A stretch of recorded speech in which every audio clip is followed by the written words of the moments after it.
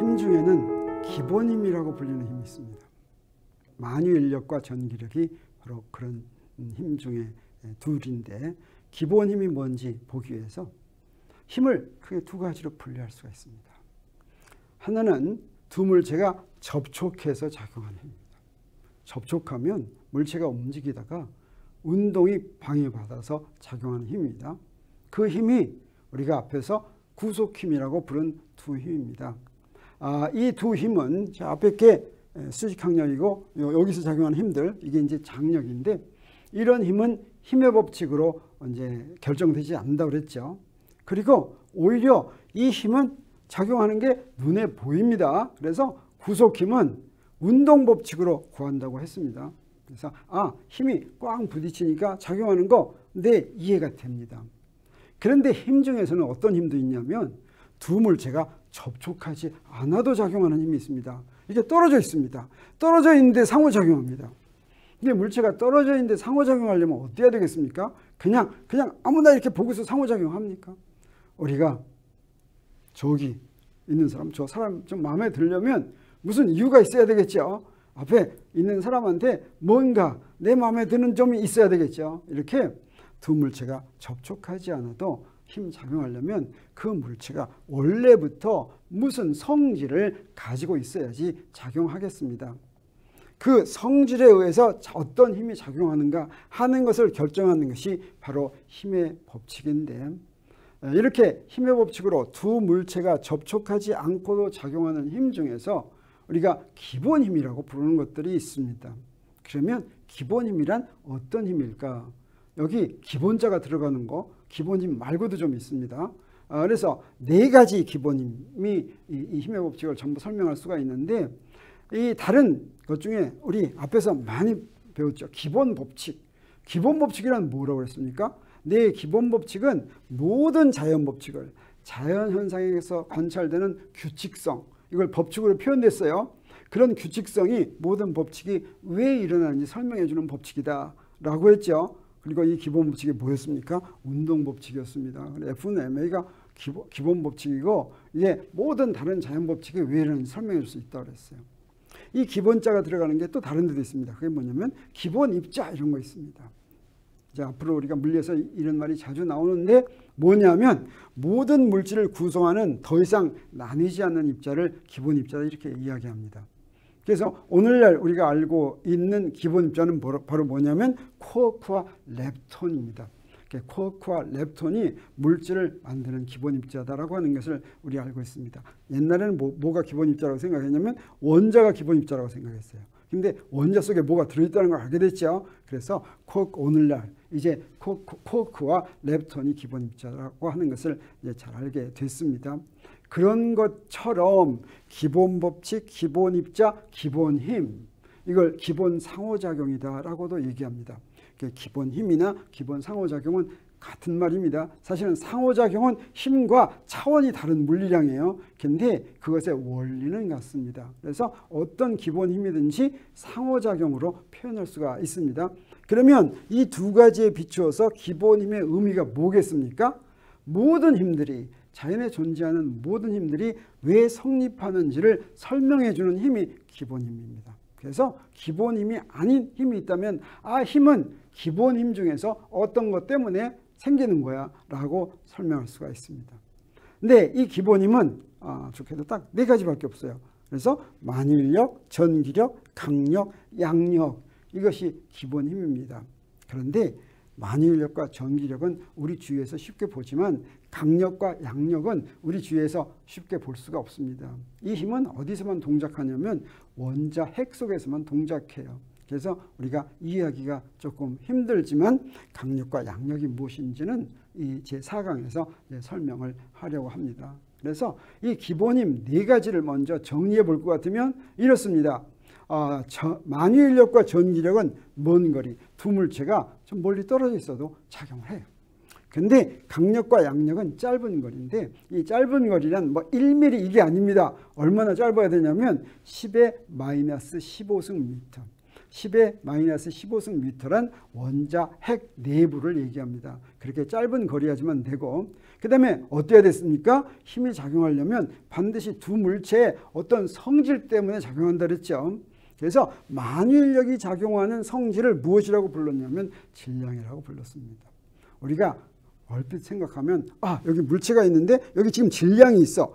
질량 때문에 만유인력 작용하는 거야. 이렇게 생각할지 모르지만 사실은 질량은 알아볼 도리가 없습니다. 우리가 질량이 알아볼 도리가 있다라고 하는 건 무슨 얘기냐면 그 질량의 크기를 계산할 수가 있어야 됩니다.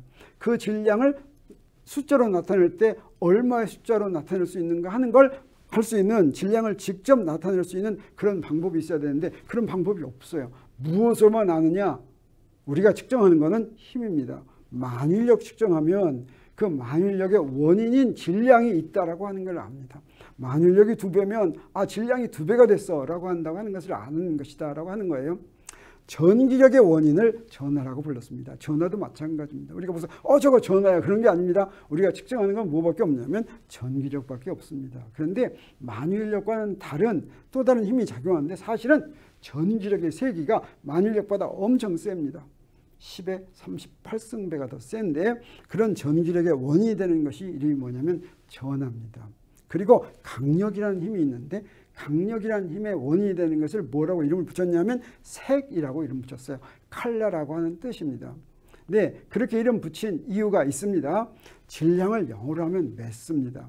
그 다음에 전하를 영어로 하면 일렉트릭 차지입니다. 자, 이걸 영어로 이렇게 부른 이유는 뭐냐면 양력을 작용하게 하는 원인이 뭔지는 지금 아직 얼핏 잘 모릅니다. 그래서 이걸 영어로 하면 이걸 이름 붙이기가 좀 쉬워서 지금 이렇게 얘기하는 거예요.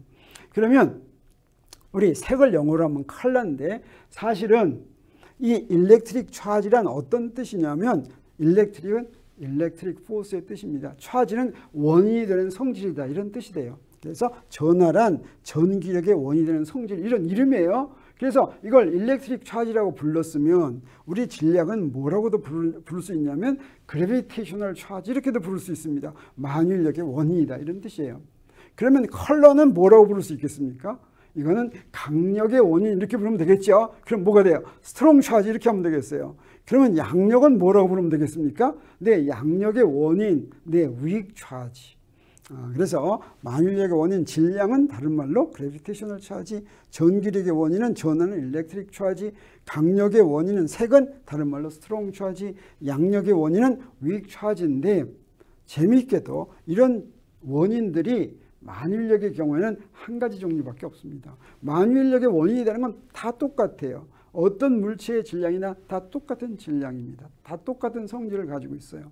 그런데 전기력의 원인은 두 가지가 있습니다. 그 두 가지가 있다는 건 어떻게 해서 알았냐면 어떤 놈들은 전기력이 잡아다니고 어떤 놈은 밀쳐요. 그러려면 그 원인이 두 가지 종류가 있어야지만 이게 설명이 됩니다. 그래서 이 두 가지는 두 종류인데 그래서 이건 뭐라고 부르냐면 전하를 양전하, 음전하 이렇게 두 가지만 있을 때는 그렇게 부르는 게 좋죠. 플러스, 마이너스 이렇게 부릅니다. 두 전하를 그렇게 구분합니다. 그런데 강력의 원인은 어떠냐? 세 가지 종류가 있습니다. 그래서 강력의 원인을 색이라고 부른 이유도 바로 그것입니다. 세 가지 종류가 있는데 여기 전기력의 경우에는 두 종류가 있어서 플러스 마이너스 해가지고 두 개가 같은 양이면 플러스 마이너스면 없어지죠. 그래서 0이 되죠. 마찬가지로 색도 빛의 삼원색을 같은 양으로 더할 것 같으면 어떻게 됩니까? 무색이 돼서 없어지죠. 그런데 이런 힘을 작용하는 걸 우리 어떻게 설명할 수도 있냐면 네 개의 입자가 서로 상호작용하는 건데 나중에 물리가 점점 발달해서 보니까 그런 힘들이 어떻게 작용하냐. 상호작용하는 정도가 힘인데 상호작용이 알고 봤더니 둘 사이를 관찰할 수 없는 우리가 볼 수 없는 네 개의 입자가 왔다 갔다 하면서 전달하더라고 하는 것입니다. 그래서 만유인력을 전달하는 걸 중력자, 전기력을 전달하는 걸 광자, 강력을 전달하는 걸 글원 이렇게 부릅니다. 그리고 양력은 알고 봤더니 이 세 개의 입자, 전하를 띠고 있는 입자예요. Z라는 보존인데 이건 질량도 있어요. Z라는 보존은 전하를 안 띠고 있고 W 보존은 플러스 마이너스 두 가지가 있는데 이런 보존들이 양력을 전달하기 위해서 왔다 갔다 하더라라고 하는 것을 알았습니다. 만유인력은 뉴턴의 만유인력 법칙으로 정해지는데 이 만유인력 법칙은 어땠습니까? 최초로 프린키피아에서 뉴턴이 제안을 했죠. 그리고 이거는 타원궤도를 돈다는 거에서부터 만유인력 법칙을 안 했습니다. 근데 실제로 거리의 제곱에 반비례하는지 이걸 측정한 사람이 있었어요. 이거 나온 지 근 100년 뒤에 영국의 과학자 캐번디시라고 하는 사람이 실제로 실험을 했습니다. 이 실험하는 게 이제 굉장히 어려웠는데 왜 어려웠냐면 만유인력은 지구하고 작용해야지 좀 크기가 크지 지상에 있는 물체끼리는 굉장히 작습니다. 그래서 여기에 아주 무거운 이런 물체를 갖다 놓고서 여기다 실에다 이렇게 매달았어요. 다른 물체를 갖다 놓고 만유인력 작용했을 때 움직여도 굉장히 조금밖에 안 움직이죠. 그래서 어떻게 했냐면 여기 실에다가 거울을 달았습니다. 그리고 거울에다가 빛을 비춰가지고 저쪽에서 반사된 빛이 얼마나 움직이는가 하는 것을 측정했어요. 굉장히 멀리서 측정해야지 됐습니다. 그래가지고 둘 사이의 거리의 제곱에 반비례한다라고 하는 것을 캐번디시가 직접 실험을 통해서 알아냈습니다. 그리고 알고 봤더니 만유인력이 바로 이런 태양계를 구성하는 원인이 되는 힘이다라고 하는 것을 알았죠. 두 번째 기본 힘인 전기력은 어떠냐? 전기력에 대한 쿨롱의 법칙으로 알려졌습니다. 이건 쿨롱이 1785년에 발표했는데 어떻습니까? 1687년에 비해서 거의 100년 지난 다음이죠. 어땠냐면 전기력이 알려졌을 때 만유인력과 같은 기본 법칙이라면 거리의 제곱에 반비례할 것으로 예상을 했습니다. 그래서 여러 사람들이 측정했는데 제대로 측정하기가 어려웠어요. 그런데 전기력의 경우에는 굉장히 센 힘이기 때문에 강한 힘이기 때문에 이런 비틀림 진자를 이용해서 캐번디시가 한 것과 비슷한 방법입니다. 실제 측정을 통해서 알아낼 수가 있었습니다. 그래서 실제 측정을 통해서 거리의 제곱에 반비례하는 쿨롱 법칙을 찾아냈습니다. 그리고 나중에 알고 봤더니 이 전기력은 놀랍게도 어떤 힘이었냐면 원자 속에 있는 전자들을 잡아두는 그런 힘이었어요. 원자를 구성하는 힘이다. 만유인력은 태양이 행성들을 잡아가지고 태양계를 만드는 힘이라면 두 번째의 기본힘 전기력은 바로 원자를 구성하는 힘이다 라고 하는 것을 알았습니다. 이렇게 기본힘인 만유인력과 전기력은 질량이 원인인 힘, 전하가 원인인 힘이지만 이런 두 가지 특징이 있었습니다. 그래서 정리를 한다면 기본힘은 이 네 가지가 있는데 만유인력, 전기력, 강력, 양력이 있는데 먼 거리 힘인 질량 사이에 작용하는 만유인력은 태양계를 만들고 전하 사이에 작용하는 전기력은 원자를 만든다라고 하는 것을 알았습니다. 그 다음에 짧은 거리 힘으로는 강력과 양력이 있는데 강력과 양력은 10의 마이너스 15승 미터 이내 이거 원자량 내부입니다. 거기서만 작용하는 힘이다 라고 하는 것을 알았습니다.